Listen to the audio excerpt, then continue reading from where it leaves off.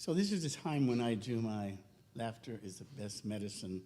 And because as I said, I think it's just so good to laugh because it just kind of just takes all the negativity right out of you immediately. And I've been having people share some of theirs with me. I don't know about the one today, Sally. It's a little risque, so let me try something. Maybe I'll try it later. I don't know. Yeah, just kind of don't want to over push the boundaries. But anyway, this one's about a wedding. There was a wedding, and right after, the little ring bearer asked his father, "Dad, how many brides can a groom marry?" And I said, "What? One? What are you talking about? Why do you ask?" He said, "Well, because the priest said you could marry 16. I said, 16? Where do you get that? He said, "Well, that's what he said." I said, "When?" He said, 4 better, 4 worse, 4 richer, and 4 poorer. That's 16. That's a shorty. I happen to have another little shorty. It says, as the storm raged, the captain realized his ship was sinking fast. He called out, "Anyone here know how to pray?" And the pastor steps up, "Captain, I know how to pray." He said, "Good, start praying. We're 1 life jacket short."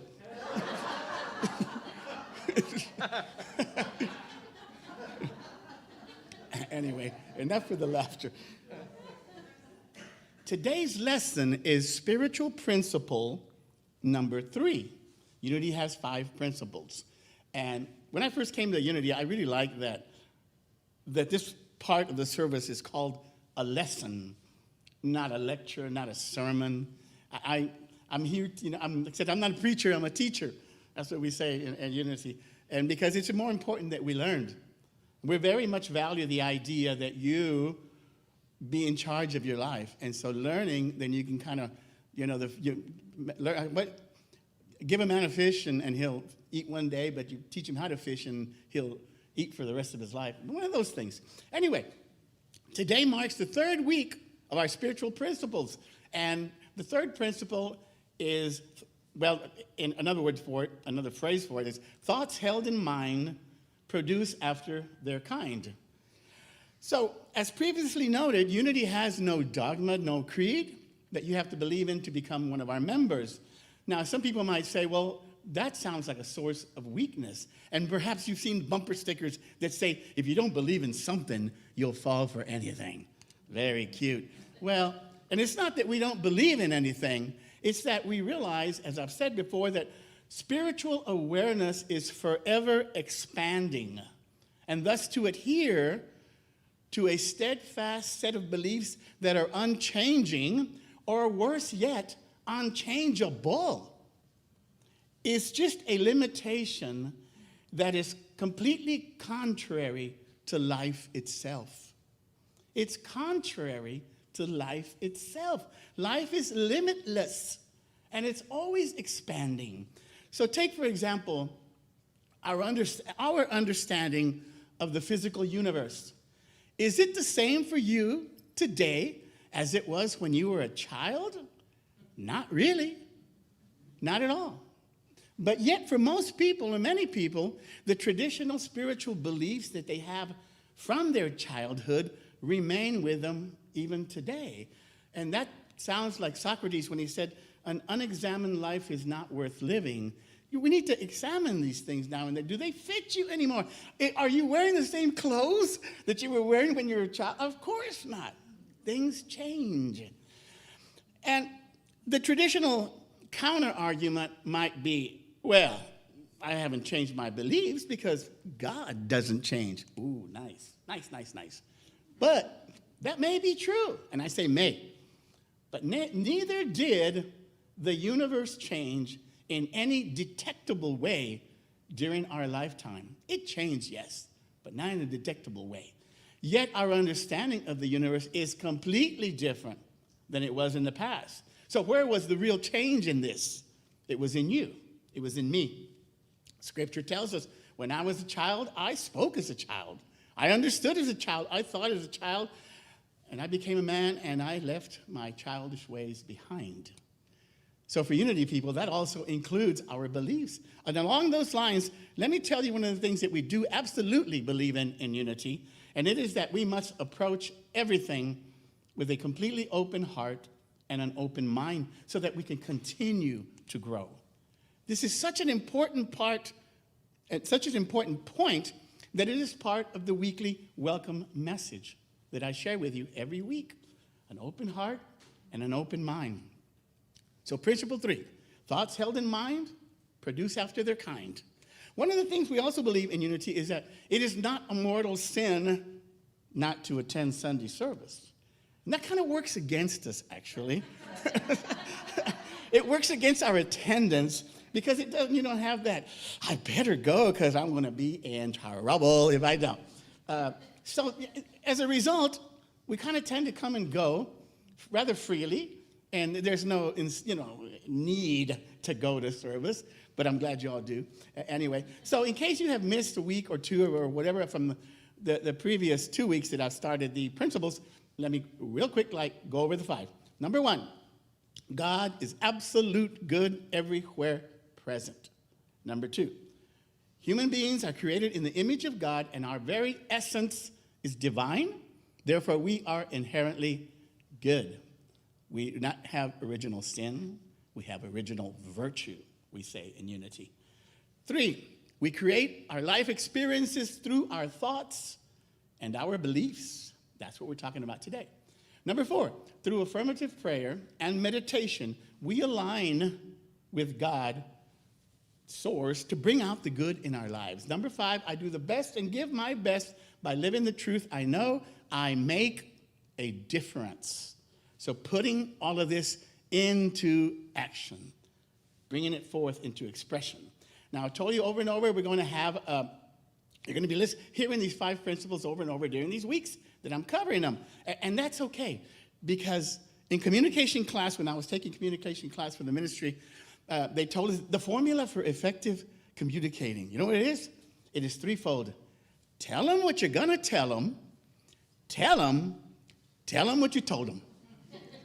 Really? and that's, I guess the point is repetition, because that's how we learn things over and over. Perhaps you've heard of that little story of the young musician who was walking through the streets in New York looking for Carnegie Hall. It's pronounced Carnegie. And she was about where she was going to play that evening. And she decided finally, when she couldn't find the place, to ask a stranger, how do you find Carnegie Hall? And the stranger said, who was a music teacher, practice, practice, practice. And so that is an important key to this. And I will return to that idea of practicing. So what do we have so far with the principles? We have first that God is everything, omnipresent. If God is omnipresent, then God is all there is. Perhaps you've never considered that idea. If it's everywhere, then there is nothing else but God. And everything is some kind of a variation, an expressive variation of that one God. And taking a step further, if there is nothing but God, then this one infinite presence expressing itself as everything, including ourselves, thus becomes the principle 2. And from principle 2, we move to principle 3, which addresses the questions. And this is a big one. What is it that governs that which manifests? In other words, how do things come to be, to express themselves? And in Unity, we say that everything in the manifest world begins in thought. And the Bible tells us the same thing. In John, it says, in the beginning was the Word, and the Word became flesh. That is, the Word is formless. So the formless took form. And this is the third principle. And the subtitle in the book, by the way, y'all need to buy the book. If we need to go to 4 easy payments like QVC, then we can do that. $3, 3 easy payments, 4 easy payments of $3. So this is the third principle, and the subtitle calls it co-creating with God. An odd comment for someone who's not familiar with Unity principles. Co-creators with God? Really? Why would God in any way need me or us to co-create? I mean, what can we do? We're flawed, pitiful sinners, aren't we? Made from the dust of the earth. And what kind of power do we have to create? God alone is the creator. That's what we've always been told. And of this, Reverend Ellen writes, co-creation is another spiritual idea that struck me as blasphemous when I first heard it. I still believed God was an autocratic ruler, and I was a worm of the dust. How could I possibly create? And of course, the answer to the question lies in principles 1 and 2, which is that, again, everything is God, and that is our true essence. We are fractals of God, if you're familiar with the word fractals. The Roman Catholic priest, who we talk about all the time, and paleontologist, Father Pierre Teilhard de Chardin, wrote, "The universe as we know it is a joint product of the observer and the observed." This is the beginning, for those of you familiar, and not you will be when you listen to me long enough, of the blending of science and religion. As I said before, science is climbing the proverbial mountain of knowledge, and at the top, they found the Buddha. And he's like, where you guys been all this time? You know? And I keep saying it. We are active participants in the creation process. Active participants. Interesting. And this is an important key point of our new understanding of the relationship between us and the universe itself. So principle 3 reminds us that our thoughts, our beliefs, and really our feelings have the power to create reality. That is not a new idea. 2,500 years ago, the Buddha wrote, "All that we are is the result of what we have thought." The Buddha. Proverbs tells us, "As a man thinketh, so is he." And in the Gospel of Mathew, it is written, "As Jesus passed on from there, 2 blind men followed him, crying out, 'Son of David, have pity on us.' When he entered the house, the blind men approached him, and Jesus said to them, 'Do you believe that I can do this?' 'Yes, Lord,' they said, 'we believe.' Then he touched their eyes and said, 'Let it be done to you according to your faith.'"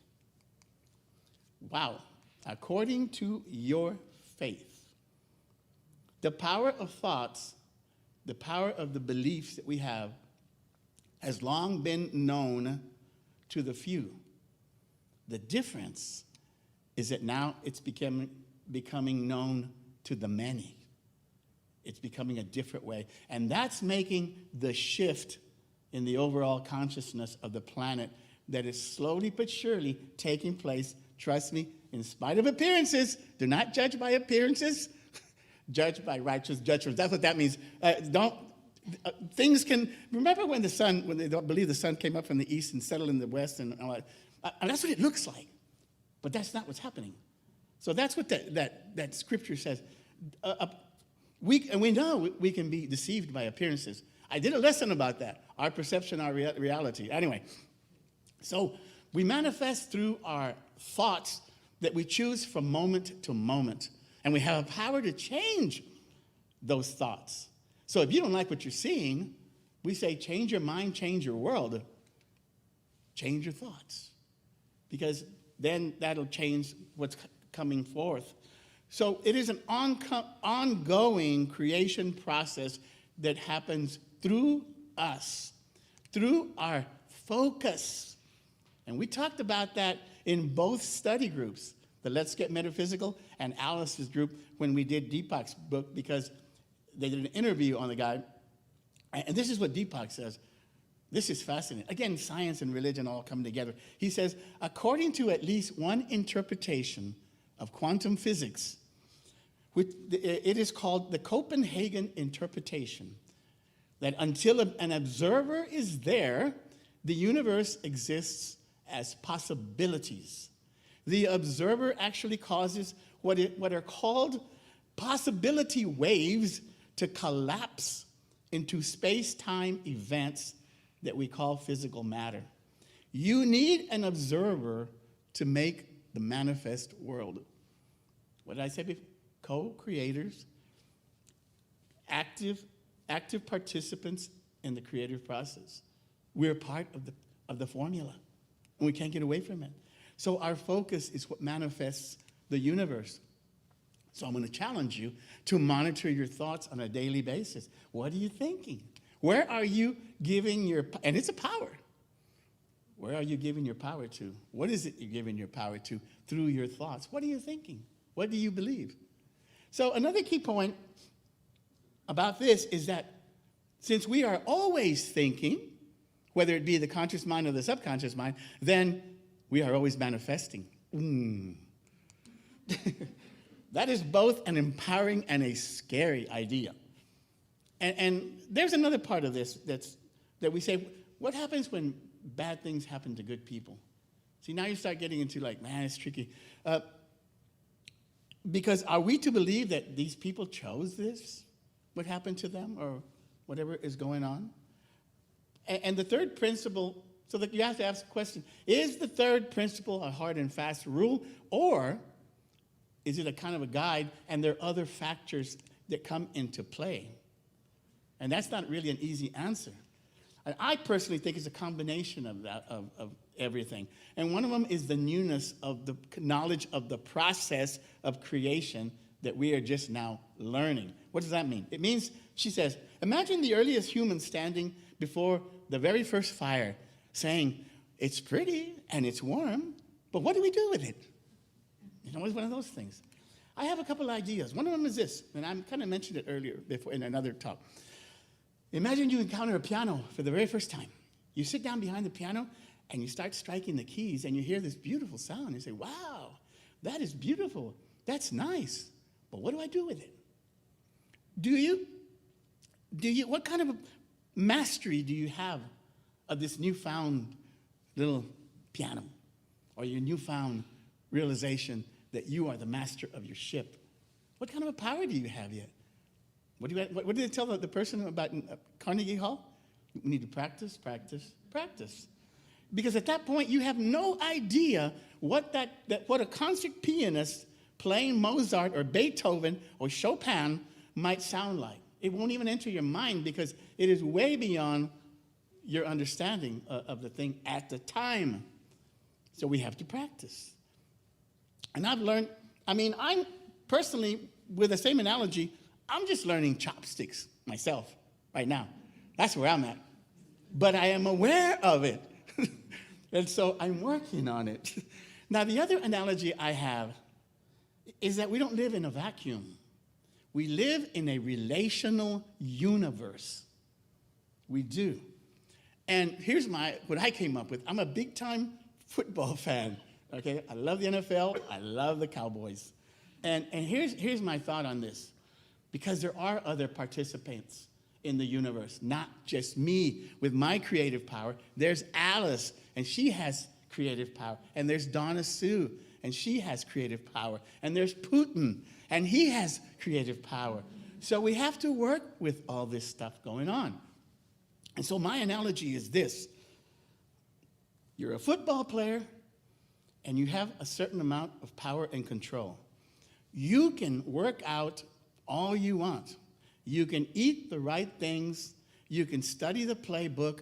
In other words, you can prepare as much as you can possibly prepare for the game. But what happens when you go and play the game? There's other participants. There's things that happen. You didn't expect to fumble the ball. That wasn't in your game plan, but it happened. You didn't expect an interception, but it happened. So this is just me thinking, because I want to figure it out too. Why do things happen? And so I think randomness possibly is a thought. Randomness was put into the process just because otherwise, if everything is predictable, then we're just going through motions. We're just puppets. Why play the game? We lose our creative power and our free will. Unity co-founder Charles Fillmore said, because in Genesis it says, man shall have dominion over the birds and over the animals and all this kind of stuff. And so Fillmore says, what we truly have dominion over are our thoughts.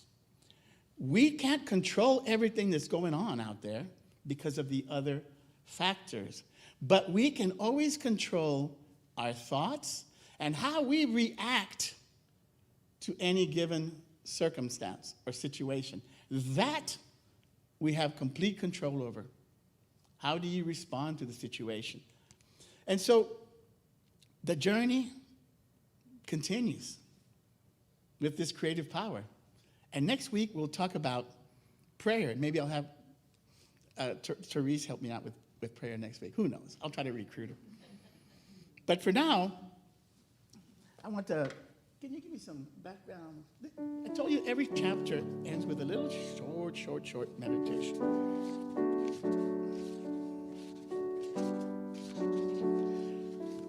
So I would invite you just close your eyes and listen to the words, every word. And do so when you're listening to the daily word or whatever it is that we're doing up here, the prayer, the spiritual practice.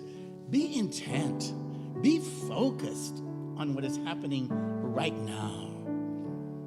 It says, I am fully divine and fully human, as Jesus was. I am on earth to express God as me, a part of spirit in its infinite variations. I am free. I am unlimited, the creator of my experience. What I believe comes to be. What I want is already mine. What I perceive becomes real.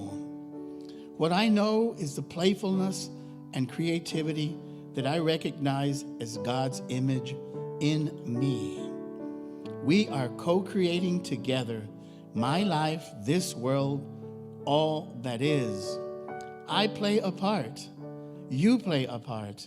I have a role and you have a role. And the universe would not be complete without me or without you.